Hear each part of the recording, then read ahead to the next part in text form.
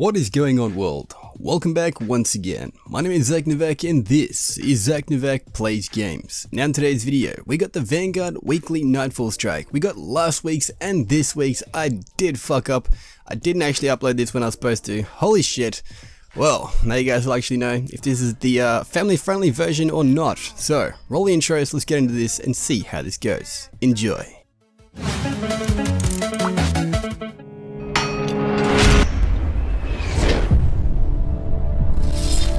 Alrighty, so getting straight into today's video. Now this is actually version 2 of 2.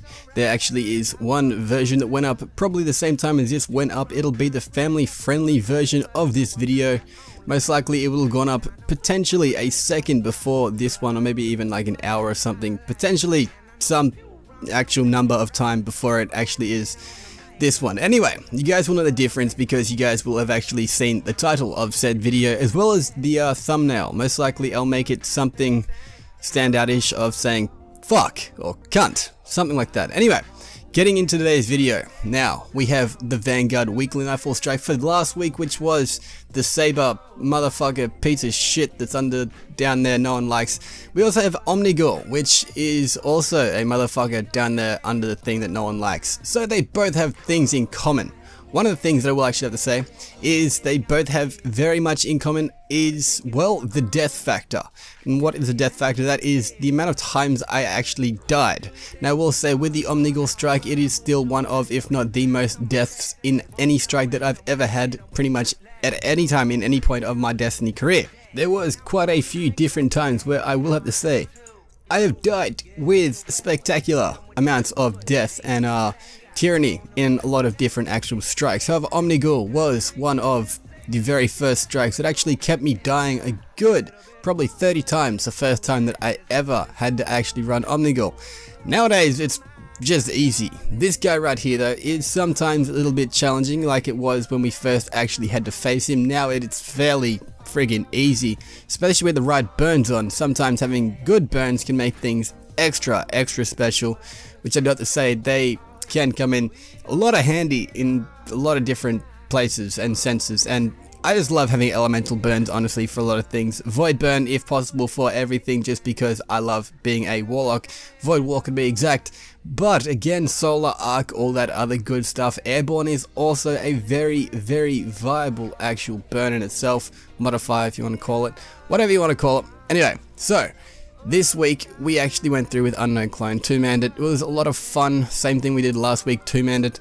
I was supposed to upload Zor's video but failed on that because computers was going through death sentences and all that good stuff, which isn't actually good. First of all though, I got a helmet, and Unknown Clone got a ghost, which, why didn't I actually mention those as drops? Because they were pretty much pointless and just useless. I honestly didn't even use mine, I dismantled it. Unknown Clone I'm pretty sure just used his as infusion fuel or dismantled it as well.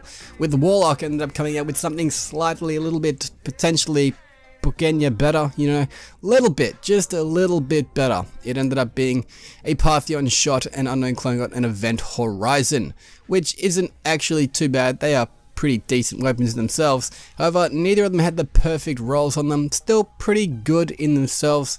Not the best, not the worst. Still pretty, you know, okay. For coin if you use it or not, but that's just, yeah, my kind of opinion. Anyway, Huntress. Well, I will say the Huntress came out with something probably better than what I actually got from any others. I got an Event Horizon and Unknown Clone got a 0-day dilemma. Both of these are pretty crappy. However, mine has Grenadier and triple tap, I think, or explosive rounds. It has one of them. Really fun. I like it. It is honestly a very good weapon in Crucible. Holy shit. Anyway, getting on to the second actual Nightfall. We got Omnigul, which I already mentioned at the start of this video. Omnigul in itself is a bitch.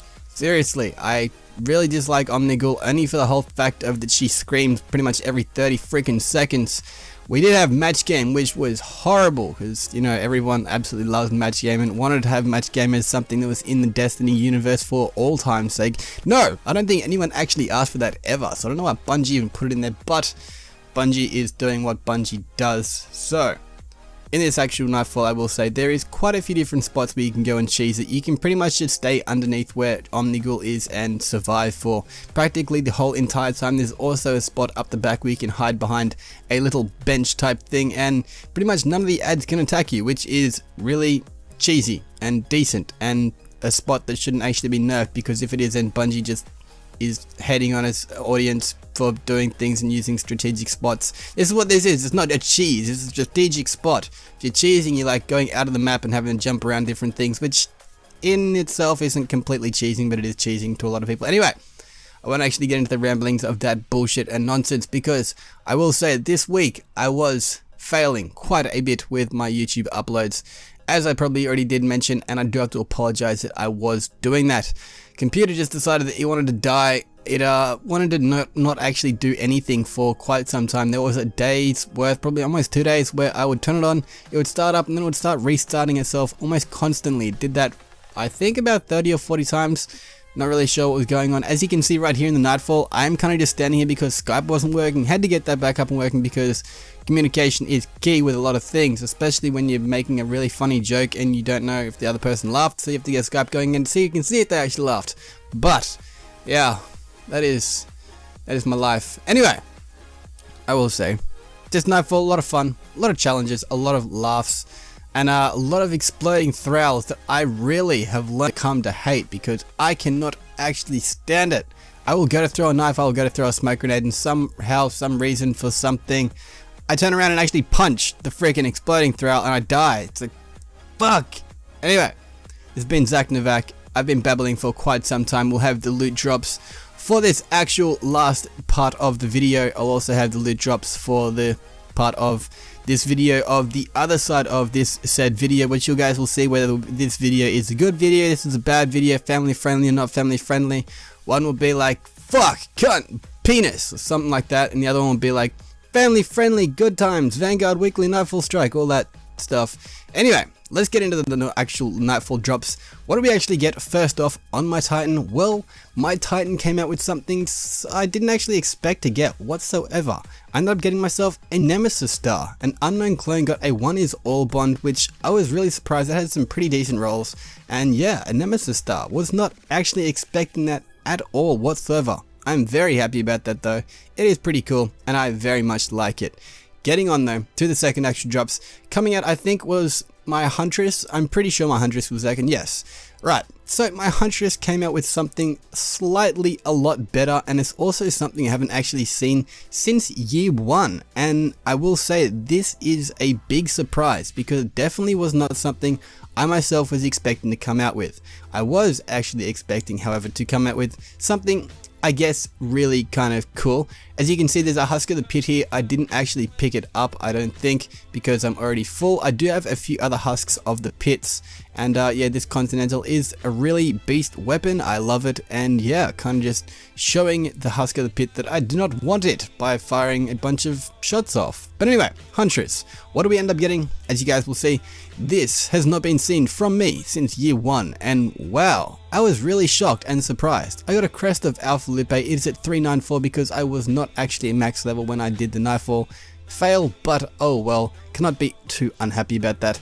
Unknown Clone got some strange coins, and finally finishing things off though with my Warlock, ended up coming out with, well, something that was not even too good at all. It was another Continental with some horrible rolls. Unknown Clone got himself a Zalo Supercell, which is pretty cool. I do like that. I'll have to say that is really freaking awesome. So hopefully you guys have enjoyed this video. If you have, click that like button down below, do all that good stuff, and I'll be cheering like Kieran if he was Ed Sheeran.